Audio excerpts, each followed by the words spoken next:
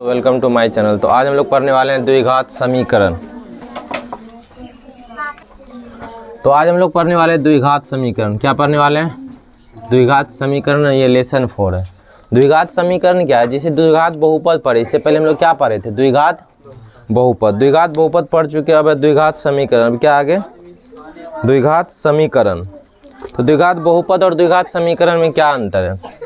तो द्विघात समीकरण और द्विघात बहुपद में ज़्यादा का डिफरेंस, जब हम लोग ये लिखे हैं ax² + bx + c, ये अभी क्या है? ये अभी क्या है? ये अभी क्या है? बहुपद है। और कौन सा बहुपद है? द्विघात बहुपद। तो ये है द्विघात बहुपद। जब इस समीकरण, इस बहुपद को हम, बहुपद का जब शून्य निकालते तो हम इसको 0 के बराबर करते थे ना। px बराबर क्या करते थे? px बराबर 0। px क्या? यही है ना, ax² + bx + c बराबर 0। ये जो प्राप्त होता है ये अब समीकरण का रूप ले लिया।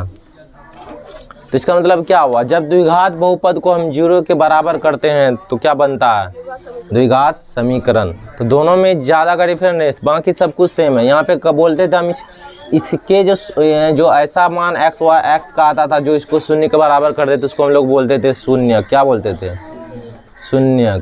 यहाँ पे बोलेंगे मूल। यहाँ पे क्या बोलेंगे? मूल। मतलब वही होता, पर बस नाम बदल गया। बाकी जितना प्रोसेस है सब सेम टू सेम है। तो यानी द्विघात समीकरण कुछ नहीं, द्विघात बहुपद का ही ये रूप है। जब द्विघात बहुपद को हम किसके बराबर करते हैं? 0 के बराबर, तो हमको क्या प्राप्त होता है? द्विघात समीकरण प्राप्त होता। तब क्या प्राप्त होता है? द्विघात समीकरण। और देखो, द्विघात बहुपद का व्यापक रूप यहाँ ये ax² + bx + c लिखा हुआ रहेगा। तो यह है द्विघात बहुपद का व्यापक रूप। इसी को लिख देगा ax² + bx + c बराबर 0। तो ये द्विघात समीकरण का व्यापक रूप, द्विघात समीकरण का व्यापक रूप होता है।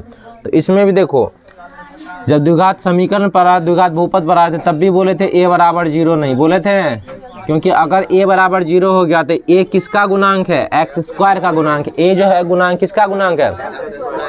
x² का। और x² का अगर गुणांक 0 हुआ तो ये गुना होगा, तो ये 0 टर्म, बाकी यही बचेगा सिर्फ। क्या ये द्विघात बहुपद है? द्विघात बहुपद का मतलब महत्तम घात कितना होना चाहिए? 2। तो इसी प्रकार अगर इसमें भी क्या a बराबर 0 होगा तब ये द्विघात समीकरण होगा। ये टर्म 0, तो यहाँ बचेगा द्विघात समीकरण। तब तो ये रैखिक समीकरण हो जाएगा। रैखिक समीकरण पढ़ाए कि नहीं? रैखिक समीकरण कंप्लीट हो गया। तो अब लिखो द्विघात समीकरण, लिख के डाल दो। हेडलाइन ऊपर में दो, लिखो द्विघात समीकरण। इसके बारे में लिखो। इसका परिभाषा किस प्रकार लिख सकती है? इसको हम किस प्रकार समझ सकते हैं? जब किसी द्विघात बहुपद को 0 के बराबर किया जाता है तो क्या प्राप्त होता है? हमें द्विघात समीकरण प्राप्त होता है। क्या प्राप्त होता है? द्विघात समीकरण। व्यापक रूप। इसका व्यापक रूप किस प्रकार रहता है? व्यापक रूप। तो ये जो है यही है व्यापक रूप। इसका व्यापक रूप होता है ax² + bx + c बराबर 0। जहाँ a बराबर 0 नहीं, जहाँ a बराबर 0 नहीं होता है, यही है इसका व्यापक रूप। यानी द्विघात समीकरण रहेगा तो इसी रूप में स्टैंड रहेगा। यानी इसी रूप में कभी भी द्विघात समीकरण लिखा हुआ रहेगा तो इस रूप में लिखा हुआ रहेगा। ये था द्विघात समीकरण का क्या? व्यापक रूप। अब इसमें जिस प्रकार अब बहुपद में पढ़ाए थे कि कंडीशन होता है, क्या क्या किस किस रूप का और रह सकता है? व्यापक रूप तो ये, और किस रूप का रह सकता है? सिर्फ a बराबर 0 नहीं होगा। a बराबर 0 यानी ये वाला टर्म 0 नहीं होगा, बाकी b भी 0 हो सकता है, c भी 0 हो सकता है, b c दोनों 0 हो सकता है। तो ये सब कंडीशन बता चुके हैं, फिर एक बार हम दिखा देते हैं। तो यानी ax² + c बराबर 0 इस रूप में भी हो सकता है। इसमें क्या नहीं है? कौन सा टर्म नहीं? व्यापक रूप से इसको मिलाओ। इसमें कौन सा टर्म नहीं है? bx वाला नहीं है। इसका मतलब क्या 0 इसमें? b बराबर 0 है, bx 0 नहीं है। हाँ, कहाँ से उठ के आ गया? और क्या कंडीशन हो सकता है? ax² + bx हो सकता है बराबर 0। तो इसमें देखो कौन सा टर्म नहीं है? c वाला टर्म नहीं है। तो इसका मतलब c बराबर इसमें क्या है? 0। c बराबर 0। और क्या क्या कंडीशन हो सकता है? और क्या हो सकता है? ध्यान से देखो, ax² बराबर 0 हो सकता है ना। इसका मतलब देखो सिर्फ ax² वाला टर्म इसमें है, लेकिन क्या bx और c वाला टर्म है? यानी इसका मतलब b भी इसमें 0 है और c भी क्या है? bx 0 नहीं है, x 0 नहीं है, सिर्फ b 0। क्योंकि अगर x 0 होगा तो x तो यहाँ भी है। ठीक है। तो b बराबर 0 और c बराबर भी क्या 0, c बराबर भी 0। तो इसको हम लोग बोलते हैं क्या, ये द्विघात बहुपद का ये भी क्या इक्वेशन इस रूप में रह सकता है। ठीक है। अब ऐसा नहीं कि अब तीनों रहेगा तभी बोलेंगे द्विघात समीकरण, क्या ऐसा इसमें ज़रूरी है 2 ही टर्म है, इसमें 2 टर्म है, इसमें 1 ही टर्म है। तो बस मैक्सिमम पावर कितना होना चाहिए, अधिकतम पावर 2। तो उसी को हम लोग क्या कहेंगे द्विघात समीकरण, क्या कहेंगे द्विघात समीकरण।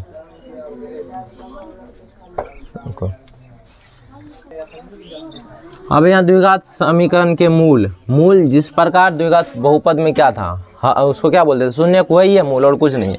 इसमें x का वैसा मान, x बराबर कुछ भी मान ऐसा रखेंगे, मानो कि अल्फा रखे ABCD कुछ भी रखे, तो x बराबर अल्फा ऐसा मान जो समीकरण को संतुष्ट करे। संतुष्ट करने का मीन्स क्या होता है, दायां बायां बराबर कर दे। दायां बायां क्या कर दे, x का ऐसा वैल्यू पुट करेंगे कि अगर दायां में जो है वो बायां होना चाहिए, जो बायां दोनों पक्ष क्या हो जाना चाहिए, बराबर हो जाना चाहिए। उसी को कहते हैं समीकरण का मूल। समीकरण का क्या कहेंगे मूल, यानी x बराबर अल्फा। अल्फा कहने का मीन्स यहाँ पे अल्फा क्या कोई भी नेचुरल नंबर है, 0 + -1 2 कोई भी ये क्या वास्तविक संख्या, रियल नंबर क्या यहाँ पे रियल नंबर है। यानी x बराबर कोई रियल नंबर ये ना आएगा, बट्टे में भी आ सकता है क्या नहीं, माइनस में भी आ सकता है, प्लस में आ सकता है, तो रियल नंबर में सही आ जाएगा। तो यानी यहाँ पे x कोई रियल नंबर, वैसा रियल नंबर होगा अल्फा जो क्या इस समीकरण में x की जगह पे रखने पर समीकरण के दाएं बाएं दोनों पक्ष को क्या कर दे, इक्वल कर दो, यानी समीकरण को संतुष्ट कर दे। उसी को हम लोग क्या कहेंगे समीकरण का मूल, क्या कहेंगे समीकरण का मूल। अब हम लोग देखेंगे कौन समीकरण का मूल निकालने का क्या क्या तरीका होता है। तो समीकरण का हल निकालने का 2 तरीका होता है।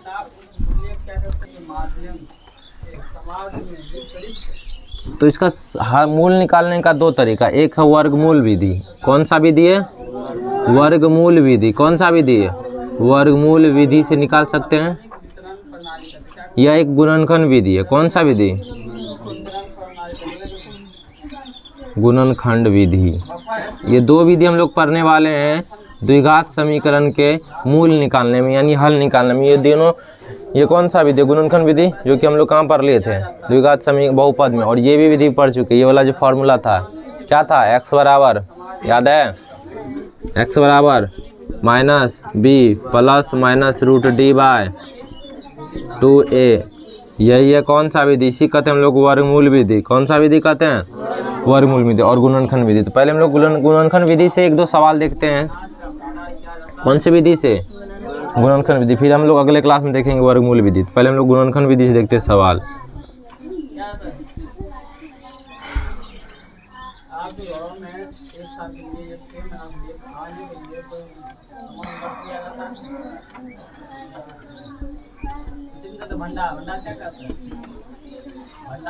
यहाँ एक समीकरण लिखे हैं द्विघात समीकरण। कौन सा समीकरण है, द्विघात समीकरण। 2x² + 7x + 6 = कितना 0। अब इसको सॉल्व करना कौन विधि से, गुणनखंड विधि से। कौन सा विधि से, गुणनखंड विधि से भी हम लोग सॉल्व करेंगे। कौन सा विधि से, तो गुणनखंड विधि में क्या बताया याद है, बस सेम प्रोसेस है। ये बीच वाला को तोड़ना है कितना में, 2 टर्म में, जिससे कि उसको गुना करेंगे तो जितना ये दोनों को गुना करने पर आ रहा उतना ही आना चाहिए। ये दोनों को पहले गुना करो, कितना है 12, और ये बीच में संख्या कितना 7। तो इसी 7 को 2 टर्म में ऐसा टर्म में तोड़ो, इसी 7 को ऐसा 2 टर्म में तोड़ो कि गुना करने पर 12 और जोड़ने पर 7 आ जाना चाहिए। तो इतना दिमाग काम करना चाहिए तुम लोग का। 3 और 4 क्या किस में टूटेगा, 3 और 4 में टूटेगा ये समीकरण। तो तोड़ो 3 और 4 में। अब बताओ 2x² यहाँ पे 3 रखे कि 4x रखे, बोलो 4x रखेंगे, + 3x + 6 बराबर 0। इसमें तुमको लिखना नहीं पड़ेगा कि शून्य के लिए, क्योंकि शून्य यहाँ पे 0 से पहले ये समीकरण में पहले से 0 होगा। इससे पहले हम लोग पढ़े थे ना रैखिक समीकरण था ना, ये x + b = 0। ये 0 वाला पहले से दिया हुआ रहता है, इसीलिए ये समीकरण कहलाता है। जब तक समीकरण में ये वाला टर्म नहीं रहेगा बराबर इक्वल टू, तब वो समीकरण नहीं कहलाएगा। तो ये तो पहले से, इसको 0 बराबर क्या करना। तो इसमें से क्या कॉमन ले सकते हैं, यहाँ पे देखो फर्स्ट सेकंड थर्ड फोर्थ में कॉमन लेते हैं ना।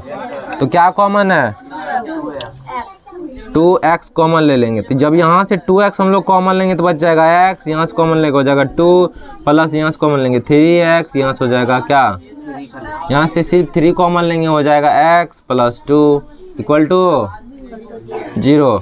अब देखो क्या ये दोनों कॉमन है, फिर एक कॉमन बाहर निकालेंगे। जब यहाँ से ये निकल गया तो क्या बचा, 2x बचा, और यहाँ से ये निकल गया क्या बच गया, +3 = 0। इसको 0 को बराबर करेंगे।